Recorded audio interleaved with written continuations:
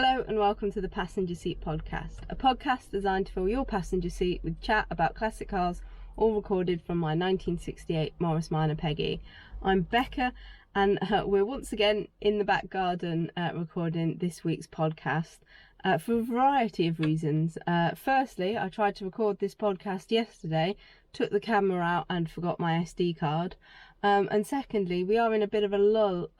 personally for car events because some of the stuff that we'd usually go to, we actually made the pretty tricky decision not to go to this year to try and get everything sorted at the new house. Stuff is still ongoing, but I'm very excited that in just well, not this coming weekend, the weekend after, I have got the WDSC Weekender East to look forward to. So me and Peggy will be getting back out and adventuring very soon. But in the meantime, I thought I'd have a little chat about something that I've become a bit more passionate about with classic cars, and I think is something that we should all be thinking about when enjoying our classic cars, and that is using our cars for good. So what do I mean when I say using our cars for good? I mean making sure that other people who might not get to enjoy a classic car as much and as frequently as you do perhaps get the opportunity to interact with it, that you get to do something positive with your classic car. We're all very fortunate as classic car owners that we get to enjoy this kind of piece of history, this piece of the past, and we get to enjoy it and live with it. And obviously there are some not so positive things that come with it, perhaps all the work that goes into it, all of the money and stuff that you put into keeping them on the road, whatever it might be, that's the kind of the downside for you. But in general, we are really quite lucky to have them and to get to enjoy them. And a lot of that actually is as a result of some hard work done over the years by things like the Federation of British Historic Vehicles and clubs. Their work has meant that we have been able to enjoy classic cars in the UK in the way that we are. We're allowed to use them relatively freely. We're able to enjoy tax exemption. We're able to not be kind of limited in the way that we use our cars. And if you go back on the podcast, you can listen to a podcast that I did with someone from the FBHVC who was talking about some of those limitations that exist in even Europe on the use of classic cars and what they can look like and what they can be. And so this freedom that we get is as a result of the hard work that institutions like that are putting into making sure that government policy allows us to enjoy our cars the way we want to, and to ensure that the public remain thinking positively about the cars that we love and we enjoy.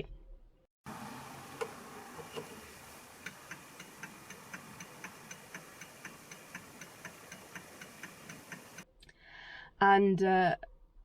that links quite nicely into one of the days that they have each year, and I'm sure most of us are familiar with, Drive It Day. The concept of Drive It Day is that we get to enjoy our classic cars on a particular day, see lots of people outside enjoying their cars on that particular day, but also we get to interact hopefully with the public and help them see just how many classic cars are still out there, just how many people are still enjoying their classic cars, and really hopefully build a bit of endearment for the cars within the public eye. And that's obviously really important because things like legislation and things that support our use of cars as they currently are is all down to public perception and public support. And so it is really important that whilst not everyone has a classic car, the large majority of people are at least supportive of classic cars still being used, still having the freedoms that they do, and generally just getting to exist in the way that we've come to enjoy them. And Drive It Day's really good for that, because obviously a lot of us go to shows, but sometimes it's just a case of going to the shops, going to whatever you're doing that day in your car, so that people get to kind of interact with you, have those conversations in the supermarket car park, on the petrol station forecourt, wherever you might be, about the car, perhaps bring up some memories for them, and really cultivate that nostalgia for the cars that will help support them going forward. But there's lots of other stuff that we as classic car owners can do that I think is something I'm personally looking to do a bit more of. I'm really fortunate that I've got some time alongside the work that I'm doing to be able to do some of these things, and I'm hoping that I would be able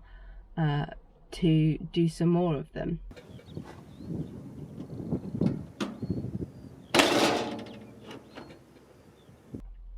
So obviously the easiest one, and one that I think I've spoken about many times on the channel, is obviously letting people get in your car. That might be when you're at a show and you're sat with the car, supervising them, let them sit in the car. And I say people because typically I think for a long while we've gone for children, and we've gone, oh yeah, let children sit in the car. But recently I think it's important to just let anyone who's showing an interest in the car perhaps have a sit, get in, smell it, experience it, bring back those memories, and kind of enjoy the car, even briefly, a bit more than kind of a surface level, oh that's a nice car, because again that is going to be much more of a core memory than kind of passing a car in the street, or passing a load of cars in a row at a show, having that conversation with them, letting them sit in the car and tell you about so and so that used to own one like this, or that they'd always wanted one of these cars when they were younger, or whatever it might be that's their story. Bringing that back to the forefront is obviously going to help with their relationship with the cars and their positive support, but also it's just gonna generally be a nice thing for them. We all talk about kind of mental health and stuff at the moment. Making someone's day by letting them sit in the car that is probably helping you out a little bit with your mental health is a wonderful thing to do, and it kind of spreads that joy a little bit. So that's number one, and I think a lot of us probably think about doing that. We have a go at it, but even simple things like if you're having a really nice conversation with someone in a supermarket car park and they're telling you all these lovely things, let them have a brief little sit in the car and a chat with you there, so that they get kind of a bit more of that experience, and they might go home and tell their kids or their grandkids or whoever it is about what happened, and it will hopefully feel a bit more special for them.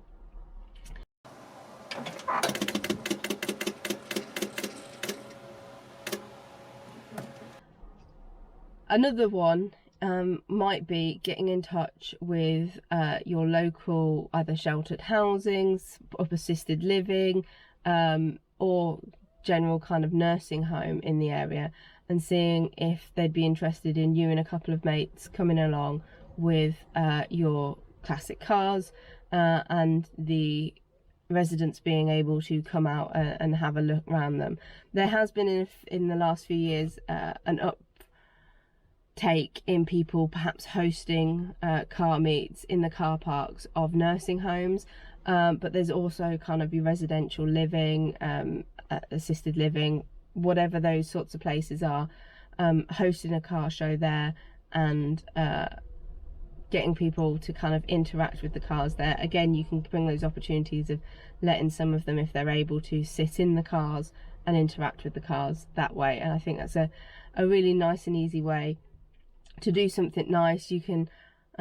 bring along your kind of flask and your coffee. You get to have a little chat with your friends and stuff like that, and you get to meet some people who remember your car from when it was new or whatever, and again, share some stories, make some memories for them, which I think is really special.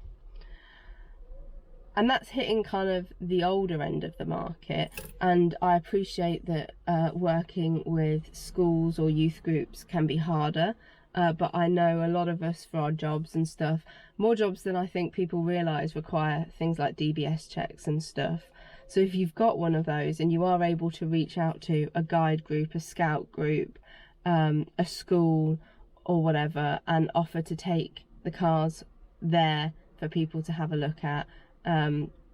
interact with,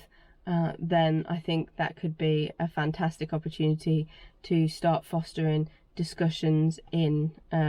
younger people about these cars and experiences for these younger people with the cars, which I think will be a fantastic additional way to get more people to think favourably about our cars and want to help support them. You could do all sorts of stuff. Obviously there's things like just letting them look around the car, sit in the car, talk to you about the car, or you sharing stories of your car ownership with them and what it's kind of been like. But also, because the cars are relatively easy to work on, doing something like a demonstration at one of these sorts of places of perhaps an oil change or checking your spark plugs, or things that are generally handy with the car, will perhaps make them realise that the cars can be relatively easy to get their heads round if they spend a bit of time on it, but also make them aware of some of the maintenance jobs that might exist even on a modern car that they might have not really thought about that much, and looking to learn a bit more about. The Girl Guiding UK has recently come out with, I think, 72 new badges, which is the biggest amount of those badges that they've brought out in one go since they were founded. And it was really great to see that on those there was stuff like life skills, like mechanic, like getting hands-on with stuff, and so it might well be that you can reach out to some of these groups and use your car to help them earn those badges, and hear a little bit more about something that perhaps they're not that familiar with, but hopefully they can go home and talk to parents or grandparents about the wonderful car that came in, and taught them lots of interesting stuff, and they were able to perhaps share some memories with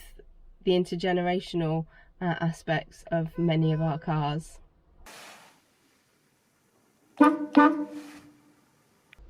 So that's definitely some thoughts that I've had of late of things that I would be really keen to start doing a bit more of, and hopefully working on making my car do good for the community. And I'd be really grateful to hear any of your thoughts on things that we can do with our cars. People do obviously like charity drives, charity runs, and fundraising, but I was kind of looking for stuff that is going to have more of a direct impact on the people that get to interact with the car whilst you're doing it.